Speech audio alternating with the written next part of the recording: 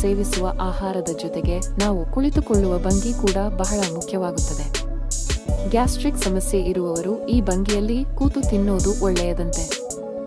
ಆಹಾರವನ್ನು ಸೇವಿಸಿದ ನಂತರ ಗ್ಯಾಸ್ ಆಸಿಡಿಟಿ ಆಗುವುದು ಸಾಮಾನ್ಯ, ಅದರಲ್ಲೂ ಕೆಲವರಿಗಂತೂ ವಿಪರೀತ ಗ್ಯಾಸ್ಟ್ರಿಕ್ ಸಮಸ್ಯೆ ಕಾಡುತ್ತದೆ. ಇದು ದುರ್ಬಲ ಜೀರ್ಣಕ್ರಿಯೆಯ ಲಕ್ಷಣವಾಗಿದೆ.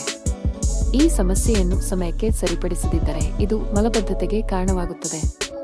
ನಿಮಗೆ ಗೊತ್ತಾ, ಯೋಗಾಸನದ ಮೂಲಕ ಗ್ಯಾಸ್ಟ್ರಿಕ್ ಸಮಸ್ಯೆಯನ್ನು ಹೋಗಲಾಡಿಸಬಹುದಂತೆ.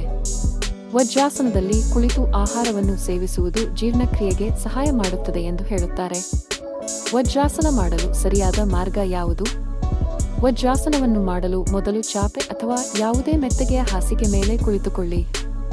ನಿಮ್ಮ ಮೊಣಕಾಲುಗಳನ್ನು ಬಗ್ಗಿಸಿ ಮತ್ತು ಹಿಮ್ಮಡಿಗಳನ್ನು ಸೊಂಟದ ಕೆಳಗೆ ತನ್ನಿ. ಅಡಿಭಾಗವನ್ನು ಆಕಾಶದ ಕಡೆಗೆ ಇಡಬೇಕು ಮತ್ತು 2 ಕಾಲ್ಬೆರಳುಗಳನ್ನು ಒಟ್ಟಿಗೆ ಸೇರಿಸಬೇಕು.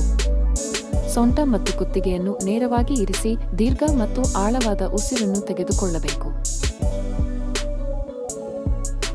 ವಜ್ರಾಸನ ಮಾಡುವುದರಿಂದ ಜೀರ್ಣ ಶಕ್ತಿ ಬಲಗೊಳ್ಳುತ್ತದೆ.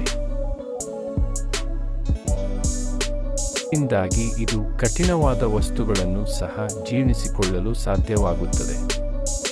ಗ್ಯಾಸ್ ಆಸಿಡಿಟಿ ಮತ್ತು ಮಲಬದ್ಧತೆಯಂತಹ ಯಾವುದೇ ಸಮಸ್ಯೆಗಳಿಗೆ ಈ ಯೋಗವನ್ನು ಮಾಡುವುದು ಕೂಡ ತುಂಬಾ ಸುಲಭ.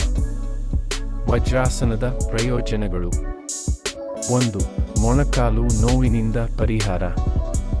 2. ಬೆನ್ನು ನೋವಿನಿಂದ ಪರಿಹಾರ.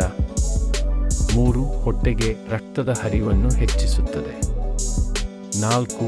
ದಪ್ಪವಾಗುವುದಿಲ್ಲ. 5. ಮುಟ್ಟಿನ ಸೆಳೆತದಲ್ಲಿ ಪರಿಹಾರ.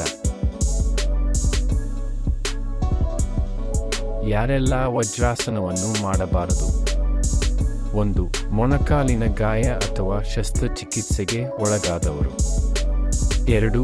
ಬೆನ್ನುಹುರಿಯ ಸಮಸ್ಯೆಗಳಿಂದ ಬಳಲುತ್ತಿರುವವರು. 3. ಅಂಡವಾಯು ಮತ್ತು ಕರುಳಿನ ಹುಣ್ಣು ಆಗಿದ್ದಾಗ.